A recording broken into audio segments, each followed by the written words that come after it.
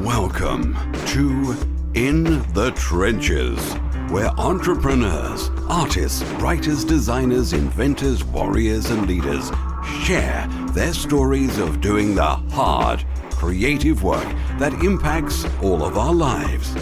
Let the journey inspire you to do something worthwhile, build something bold, and create your life's work.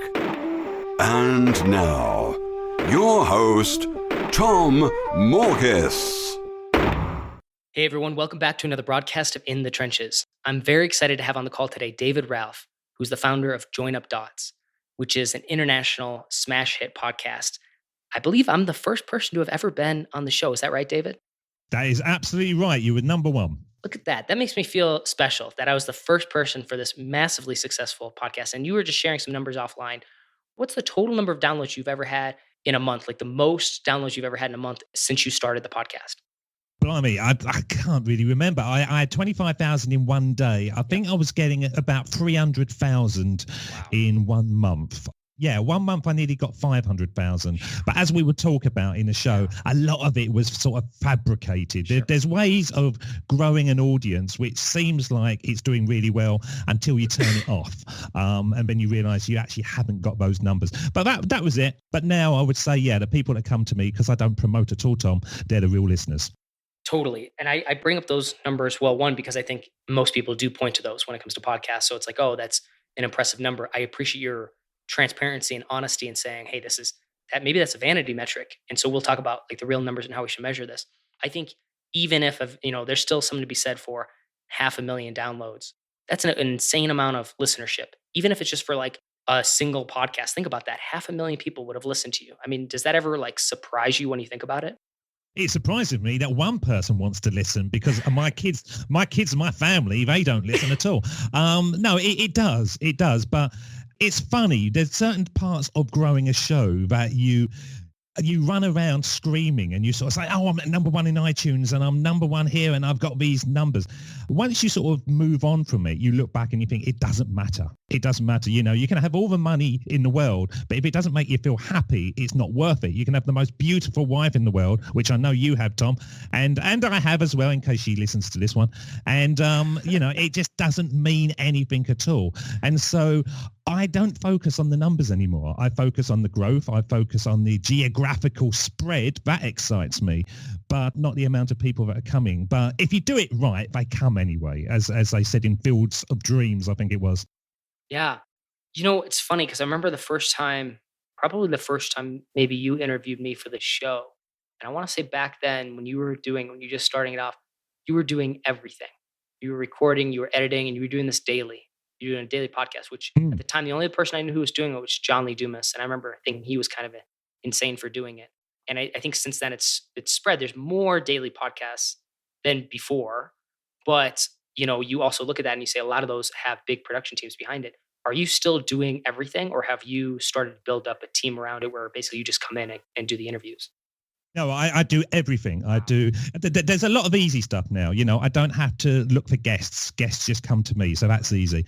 So when I was starting and John was doing the daily show, but I was doing an hour plus pre-scripted show. It was madness looking back on it, Tom. I learned so much through that process, but actually now my recording and editing, I record and I edit live, all the sound clips go in. It's like a radio station. So at the end of it, it's 19 seconds and my show's done. So there's a lot of ease for it. So although my show is getting bigger and bigger and bigger, which is brilliant, that kind of first year when I just slogged it taught me so much, but I only actually record on 3 days a month now. All the rest of it, I don't do anything at all. And tomorrow, actually, as we're recording this, is Thursday, and I have them lined up from 8 o'clock in the morning to 8 o'clock at night. So I go about 12 hours, which is a lot of recording back to back to back, keeping the energy up as much as possible. But at the end of it, I've literally done 3 weeks work, and then I do another one and then another one, and then that's it. I don't touch it and I don't even turn the microphone on. So I'm a kind of podcaster who rarely podcasts, but it means that when I'm ready for it, I'm ready for it big time. And I can blast big, give them the energy, and at the end of it, I pull off the plug and think, oh, let's go down the pub and have a drink. I like that, and it's something I try to remind myself to do more often. But after this, I'm inspired. I'm writing it down. I'm going to start batching even the podcast I do. Because right now, even I've broken it down where I do basically like one a week. But I think to myself, I don't think that's actually as good as having, because then I have to, shift into that mindset of interviewer, Yes. and it's a big energy shift. And then if you know that's the only thing you're doing in the day, it's like I just have to give my full attention to this person. And if you can carve out a day for it, I think that's a beautiful idea, because then you don't let anything else get in the way. Whereas sometimes, like, there are times where I struggle where I'm like, oh, I need to do this interview, but I have these other things to do, like for clients or for myself, and it kind of runs into it. So I love the idea of batching, and I think it's funny because initially I would think, well, maybe that would degrade the quality, but I think that's not the case. I think it would actually increase the quality of the conversations. Well, it does, because you are 100% on the ball. You're absolutely focused. Now, at the end of it, I'm exhausted. Now, I used to do training in London, and I used to stand up on stage, and for 8 hours, I would do conferences and presentations and stuff. And that's where I get my energy from doing that. But it's a totally different ball game. It's like being totally mentally on your game for 12 hours. And at the end of it, I can hardly sort of talk to my family. I just go in and sort of slump into bed, and that's it. But I love doing it that way. And on a Thursday, I literally scamper up to my recording studio, turn on the microphone, and then bang, we hit. It just makes life easy, because then I've got flexibility to be more creative with my thoughts. And, I can just switch off, and I can go, we went to the Caribbean recently, and I just turned everything off, and people said, well, you're going to check in? I went, no. And they said, well, what happens if it goes wrong? I went, nobody will die if an episode of Join Up Dots doesn't go live, which is a totally different mindset to what I had a year beforehand, when I was trying to find dodgy Wi-Fi in bars all over the world to make sure that, the emails were being answered. Now I don't. My emails get answered once every 2 weeks. My show goes live, and if it doesn't, it's not going to be a life changer. I love it. I mean, there's so many, I guess, directions we could take this conversation. So I'm just going to go selfishly where I want to on this one, because you mentioned, so you said that you essentially one man show. You have Yes. yet, with the reach that you're getting, you probably could, build a team around it or outsource it. Why not? Why continue to do everything yourself? Because then I've got a responsibility to keep it going. I'm aware of this. Once you start actually having employees, you're effectively changing people's lives, and it will make your life easier. But, if you get somebody from the Philippines or from India or something, this is like a life-changing sum. It kind of means I've got to keep on doing it forever, which people will say, well, that's madness. You can just stop. But I like the fact of finding the 80-20 in everything that I do. I love finding the streamlining ways. I like the ways of recording quicker, producing quicker, interviewing quicker. I just love that. And so I think to myself, if that's something that lights me up inside, finding these systems that work for me, and then I've got the ability to just turn it off and walk away from it without having to connect with somebody and say, can you keep an eye on this, and can you do that? I don't think I will ever have a team. Now, what actually will hold me back is the upskilling, the knowledge base, because there's certain things with growing a business that I know that I'm not naturally good at. Now, that has slowed down certain progress, because it's all up to me to upskill in those areas. So with like lead generation and sales funnels and all that kind of stuff, I've had to learn everything myself, which has been a drag. I could have got somebody and just, thrown it to them. They could have created it, and away we go. So it's not a kind of scalable thing, but it makes me feel good, Tom. The ability of just having control and just walking away from it. I like that. I mean, I get caught up. This definitely got caught up in it probably the last year. Honestly, thinking about it, it's this idea of growth. And it's kind of a lie. I mean, there's, for established business with employees, yeah, you have to grow. Like, what's the point of just staying stagnant? When you're doing something where it's essentially like owner operator, for, I guess, lack of a better way to maybe describe it, whether it's online or off, there's something to be said, I think, for doing it your way, simplifying the process, streamlining it, and saying, yeah, I'm the judge, jury, and executioner on this thing. And that's how I want it to be. And because there are upsides to that. I think you touched on a few of them, like the idea of when you start hiring people, it changes the game. 2, it increases responsibility. And all these other things. By its nature, it changes everything, even a single employee. So I really appreciate your insights on that. I don't know if you have anything else to add on there. I just think it's me. I talk to people and they say to me, oh, are you doing this? And are you doing that? And I go, no, I'm not doing any of it. Yeah, but you should be. And I got bombarded with people giving me their advice. Now, for the listeners, I actually asked Tom's advice when I was in corporate land. Before I quit, I was actually sitting at my desk thinking, I'm going to do it, I'm going to do it, I'm going to do it. And I sent an email to Tom. I'd never spoken to him, but I'd been in the resistance. I'd been listening secretly to the podcast. And I got the best advice ever. And I haven't taken many people's advice since. That was something that basically said, it's going to be bloody hard. It's going to be really worthwhile. But if you want it enough, you can do it. And I love that simple advice. And that works on so many different levels. And so when I get advice from people, they're basically telling me how they would operate. And I like the ability to sort of surprise people, Tom. I like it when people say, well, what? You haven't got a team. How are you doing this? Oh, well, and it's just the fact that I look at everything and think, do I need to do it? And if I don't need to do it, then I don't do it. And my show has grown because of that. I've cut off all the fat and I'm just doing the sweet spot, the 80-20. I love that. I mean, it's fantastic. I'm glad it's also my piece of advice. I'm going to brag about that for sure. That's fantastic. You were the man. You were the man. And, I salute you. And that's why you was episode 1 of my show. And then you were episode 500. They were big milestone shows for me. And it wouldn't have happened without you. Everybody needs somebody to give them, Dumbo's magic feather. That a belief that they can fly. And the group that I was surrounded with weren't. They were just like, let's get to Friday and go for a drink down the pub. And so that's why I got so into In the Trenches, because I could feel, it was something that I could connect to, but I didn't know. I had no idea I was going to be a podcaster. It was a mile away from what I was thinking of. But you gave me the feather. It makes me happy and proud. And I'll say it's, what's really cool is anytime, because I do definitely have a lot of conversations with a lot of different people. Obviously, I have clients, I'll say students in some of my programs. So I do a fair bit of coaching, mentoring beyond some of the service-based work that I do and the collaborative stuff I do. And I'll say it's interesting. I do get a lot of people who do come to me where there's veterans and stuff like that. But beyond that as well, who ask me for advice and things like that. And it's funny because I literally just had the conversation like a few days ago with a friend of mine. And that was it. I was like, this is a good idea. It's going to be hard. Like, it's going to be really hard. And I don't sugarcoat it because everything online sugarcoats it and then glorifies it too. Glorifies like the entrepreneurial aspect of it or this like online persona thing. And it's like behind the surface, it's not really glorious, right?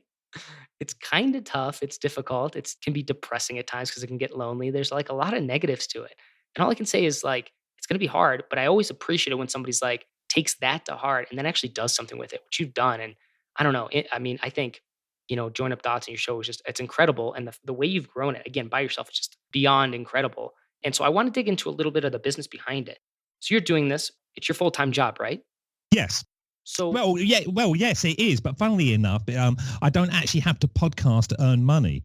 In between, I suddenly realized that podcasting was not a radio host. Now, if you listen to my show, I go at it like a kind of cheesy game show host kind of thing. I have that kind of vibe. So it's very sort of fun, but we get some deep conversations and stuff. And I realized that through that, most people go, right, I will do coaching. And they will get a few people on there. And I did that. And I realized, Tom, that I hated it. I didn't like on a Tuesday looking at my calendar and thinking, oh, I've got to speak to that person. I've got to speak to that person. So I turned Join Up Dots from 0 to 100 grand within about 15 days to almost 0 again in 3 months later, because I realized that I just didn't like it. And so I wasn't earning any money on it. I was creating the show. I was loving the show. I was loving interviewing. But how do I convert that? Because everybody tells me you got to do coaching, but I didn't want to do coaching. So I created an affiliate business, and you can Google it, called What's at Florida Keys. And inspired by Pat Flynn, I thought to myself, right, if I really work at this, I could build something that could pay my bills. And then that gives me the liberation to take it at my own pace and do things my own way. So I created this online business called What's at Florida Keys. It sells holidays, it sells days out, all based around the Florida Keys, because I crunched the numbers. I realized there was a market there. And so I did that. That was where I made my money to be able to then sit back and become a master at podcasting. And I couldn't have done that beforehand. You got to break that down for me. I was not aware of that. So you basically took the platform that you had built and were building And man, you're going different directions than most people I talk to, which is fascinating. And it's just it proves, I think, that there are many, many, many, many ways to do just about anything, right? There's lots of versions of success. There's, failure usually comes in the same structure, right? But I think that's what's so interesting about what you're saying. So you built the audience instead of like the things I've seen that people have done is obviously, advertising and things like that, growing that platform, doing educational courses. What sounds like the thing you did that's now allowed you to profit from this and allowed you to keep doing it and keep profiting from it is by doing a niche website. Is that correct? Or are these totally Yeah. separate things? Yeah, that is totally separate, but I just looked at it and thought, I need to pay the bills. How do I do this? I loved being a podcaster. I loved interviewing people, but how do I translate that into money? Well, the easy route, if you've got a huge audience, is by getting sponsorship on it. But I realized that becoming a podcaster is, people think they're going to turn on the microphone, start talking, and everything's going to be plain sailing. And it's not. It's very, very hard. So I wanted to find a way that I could take away the hardness, if that's a word, from podcasting for so many people and find a way of growing a show organically by the way that you provide visibility for the show. Now, if I can just explain this, you're getting me all passionate here, Tom, but I realized that I was doing everything for Join Up Dots. I was on Facebook, I was on LinkedIn, and it suddenly dawned on me one day that do people go to Twitter to find a podcast? Probably not. Do people go to Facebook? No, they go to Facebook to look at people's cats and talk to their mates. Why am I on this platform? Where do people go to podcasts? iTunes. And once I thought that, I thought to myself, so there's 600 million people on iTunes and every podcaster I know just kind of launches on there and hopes for the best. Surely I should get a piece of that pie.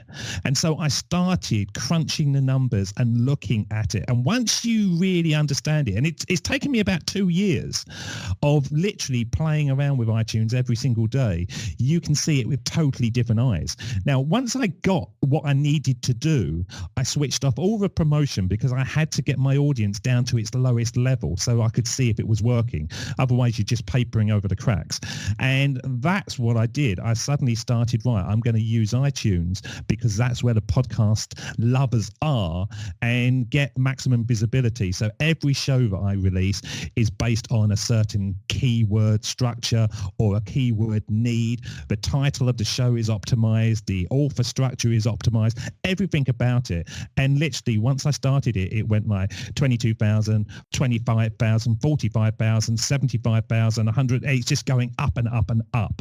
And that is my story, really, Tom. I created WhatsApp Florida Keys to give me the blueprint or the flexibility of sitting back and saying, I'm not pressurized about earning money from Join Up Dots anymore. I'm here for the long haul. I want to be as good as possible at this.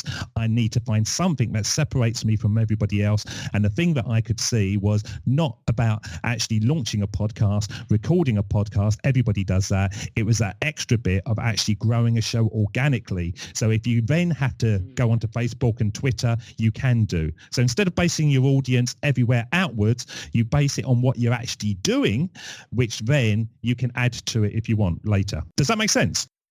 I mean, it does. It brings up a lot of different questions and challenges. Like, essentially you built what would you call it? Like a niche website? Is that like a... Yeah. So you went through that process.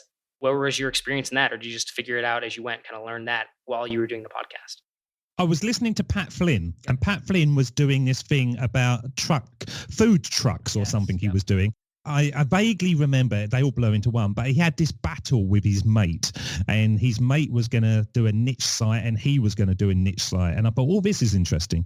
So I started listening to him and looking at his site, and I thought to myself, well, why don't I do it myself? So I started going on to Google AdWords and keywords and playing around with different things. And I found that there was quite a lot of people looking for content on the Florida Keys. And I'd never been there. I had no idea what this place was. It was just the fact that I knew people were looking for it and there wasn't the supply. So I thought, right, okay, I'm going to call it WhatsApp Florida Keys, only because I thought people might type that into Google. WhatsApp Florida Keys. It's been proved right, and it became very profitable very, very quickly. So I don't actually have to earn any money from my online ventures at all, which means I'm actually able to make more money because I've got the flexibility of, screwing up and then going, okay, that didn't work. Why didn't it work? And sort of playing around with it instead of thinking, oh my God, I've got to go and work in Walmart. I need to get some cash in. I'm literally retired based on this little niche site, which has allowed my other ventures, the Join Up Dots podcast, Podcasters Mastery, my training resource, to grow. It's that breathing space that I didn't have. And so, Pat Flynn was a big influence because of his ability to show the steps. And I just followed his steps. And I'm a great believer on, if you're doing something in business, I'm not clever enough to create something new, but other people have been doing it. And so if you go onto LinkedIn, and this is one of my big bugbears, you get people going, I'm a business coach. I can teach you marketing. I can teach you this. And you go over to LinkedIn and they were working in an insurance company 2 weeks beforehand. And then they're suddenly an expert.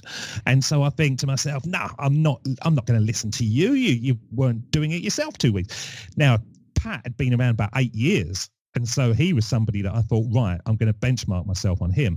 And also John Lee Dumas, because he was doing it. He was ahead of the curve. He was going for it. So I just kind of looked at those two guys and really analysed what they were doing that was successful and tried to take the best of that and then put my own spin into it. And so instead of reading forums and blogs and going over to Facebook and stuff, I literally separated myself totally except for those two guys. And I thought, well, they're not bad guys to follow.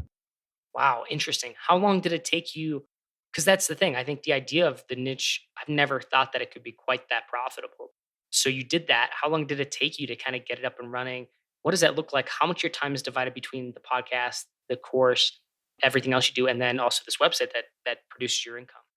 Well, I don't do anything with the website at all now. I need to get back on it and sort of update. It just sits there and I just get checks and money coming into my bank account. So when I actually did it, I went for it hell for leather and it took me about 4 months really. And I literally was going onto web pages, researching, going into a book, and I bought a book that was a guidebook, an insider's guide to the Florida Keys, and it had bars, details and stuff. And so I would find a bar and I would look up the bar and I'd go over to TripAdvisor and find some reviews and stuff and sort of bang back and forth. And so it took me about 3 months. But while we're doing that, actually, and this was something that I did before corporate gig, and I say this to anybody now, they say, how can I earn more money? And I say to them, spend less. That's the first starting point. If you are looking to actually change your life, change your spending habits, and you will find that there's a huge amount of wastage. So when people are in corporate gigs and are earning 60 grand a year and they're going, right, okay, I'm going to have to make a business that's 60 grand a year. No, you don't. Stop wasting 30 grand and then you've only got to, replace the 30 grand. And so I did that leading up to my transition. So when I connected with you, I still had a mortgage and I still had one or two things, but I'd been very focused on reducing my overheads. So I got down to the point where I only had to make this niche site bring in about $1,200 a month. And I was retired because I managed to pay off all my debts beforehand. Wow. Interesting. Never really seriously considered that route at all. And here's why. Except for Pat Flynn, who's showing it that it's possible to do. But I was always suspicious because if he's doing it live, he's obviously going to get a certain amount of traffic from that, which doesn't negate anything that he does. He's absolutely good at what he does, and he obviously teaches stuff that works. But it's because anytime anybody else talks about this or ghostwriting or some of these other things, they never share examples. They never share really what they're doing. And I get that conceptually, but the fact that you actually shared the name and what you're doing, I'm like, this is it's proof in the pudding. It's you're proving it as you do it, which is just fascinating. Do you consult or coach people on this topic at all? No, I don't. I could do, but I love the fact of being a podcaster, at the end of the day. And when I started and I decided after listening to your show, I think I could do this. I think I could be a podcaster. I never once thought, oh, I want to be a business coach. I never want to do that. And I just see that so many people, I feel personally, dilute their message by throwing everything and hoping that something sticks. And I think that if you go over to LinkedIn, if you go over to any of the business platforms, you only look at a profile for a second and you need to know what that thing's about. And so I didn't want to have too much going on around and I might do in the future, Tom. I might separate it totally. But at the moment, I've just got these three things going on. I've got Podcasters Mastery, which I run every other month, which is very, very lucrative, which is brilliant. I've got Join Up Dots, which has been this huge experiment working at how to get an audience organically. I've now got people coming to me wanting to sponsor this show, which I've pushed away because I don't really like adverts and sponsors on shows, but it's stupid to turn money away when it's in front of me now. And then I've got the WhatsApp Florida Keys as well. So I've got those three going on. But I've got some other stuff in the background, which I'm just sort of playing around with quietly to see if anything will come of it. And if it does, I might grow that. But totally different. My thing is, and I keep on emphasizing it, I am a podcaster. I'm not anything else. I'm a podcaster and I'm proud to say that. And so if I can become the best I possibly can be at being a podcaster, then I think the rewards naturally come to you. The world looks in your direction when you are one of the good guys that are doing the right thing. And that's just what I always look in the bathroom mirror ever since I've been doing this every morning and go to myself, one more day until it hits. And my colleagues say to me, it's hit already. It's hit already. Can't you sense this? And I say, no, I know where I'm heading. So I just put my head down. I don't listen to anyone else. I don't really go online. You won't find me on Facebook very often. That's it. I'm just I'm moving forward to where I want to be. Yeah, I was going to say well, it seems like if this is working for one, what would stop you from doing, several others? Because obviously it seems like it is relatively passive. It sounds like what you're describing, but also it seems like there's maybe a steep learning curve at first and maybe quite a bit of time and effort in the beginning of it. Is that about right? It was a killer. It was a killer. And I go back to it and now I think to myself, I don't know how I push through. And I actually had burnout twice, Tom, which I'd never had before. In corporate land, I never had burnout. I just went there and pretty much you did the work and you got paid for it. And sometimes the manager loved you, sometimes they slammed you, but you pretty much, you just did it. And when was it? About August time last year, I remember having this burning sensation on top of my head. And it was like my skin was on fire. And I went to the doctor and he said, you're stressed. I went, no, I'm not stressed. I'm doing what I want. I love doing it. How can I be stressed? And my hair just started dropping out and it was really dramatic. And so I sort of panicked and listened to everyone's advice who told me, and they all said, you're stressed. And I didn't realize, but I'd been so into upskilling, learning, failure, success. I'd actually got myself sort of worked up. And when I realized that I had this problem was, that bit when you're just waking up in the morning and you're not quite asleep and you're not quite awake, I suddenly realized that my stomach would be churning and I was like, oh, I've got to get up there. I've got to do this. I've got this to do. I've got that to do.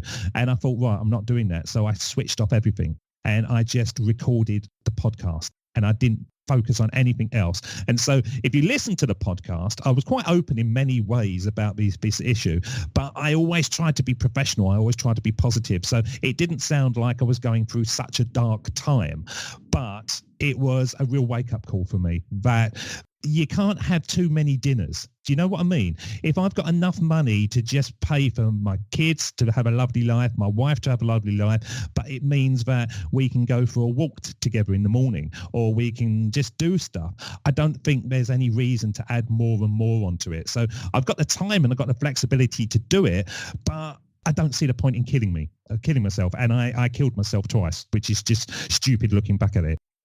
There's so much wisdom in what you're saying. And I say that because I can resonate with the thoughts, but I know you've been through it probably deeper than I have at that point, when it hits, right? And so I think that's an important point for people to listen to and really think about. And the other thing that struck me was your willingness to to just do the thing that you like doing the way you want to do it and make no bones about it. It's funny because even now I'm reflecting myself, how much in this online space is just posturing, is just Yeah. pretending. And it's like, hey, you know what? That's pretty darn cool. I'm going to start a podcast. I'm going to interview, people, and now you just do it for fun and you do these other things that make you money on the side and obviously, create a really nice life for you and your family. And I'm like, the more I do this stuff and the more I work, especially with like, anytime I work with a large business, like typically software companies are very large, established, personal brands. So we'll say they're in a certain category. Then the other group of people that I work with are those who are trying to start something in the space, right? And I think Yeah. they're pulled in by these ideas. Oh, it's like, oh, I want to be Gary Vee or I want to be Tim Ferriss or any of these things. And that's where their ambition lies. And then they work so hard. And I see this all the time. And it's like, one, I don't think the success rate is very high, unfortunately, because you never really see the failure rate. And I think to myself, that probably would not be the case if the individual who's doing that had I think I would say like kind of honestly, the kind of the courage. I don't think that's a misuse of that word, the courage to just take a step back and say, well, actually, what do I need? And then what do I want? Why do I want it? And if these wants are coming from some sort of like this aspect of posturing or trying to be something I'm not, or because I feel compelled to because the other people are doing it, cut that off. I mean, I think that's a fascinating kind of perspective because everything you're saying to me is like counterintuitive, which I always appreciate. Anytime I land on somebody who's doing something right, and it's also counterintuitive. Yeah, no, I agree with you. And I think one of the things that I like about podcasting is you can go back and listen to the first episode that somebody released and they sound different. I sounded very muted and I listened back to my first interview, which was you. And it's me, but it's not me, and I like the fact. And so I think if you want to do something, you can go back and you can find the early evidence. And in podcasting, you can see that really well. But certainly being authentic to yourself on the podcast, I still get people connect with me saying, David, I like your show, but I don't think you should be doing Scooby-Doo impressions and singing and all that. And I think, why? It's my show. And if you don't like that, go and listen to somebody else's.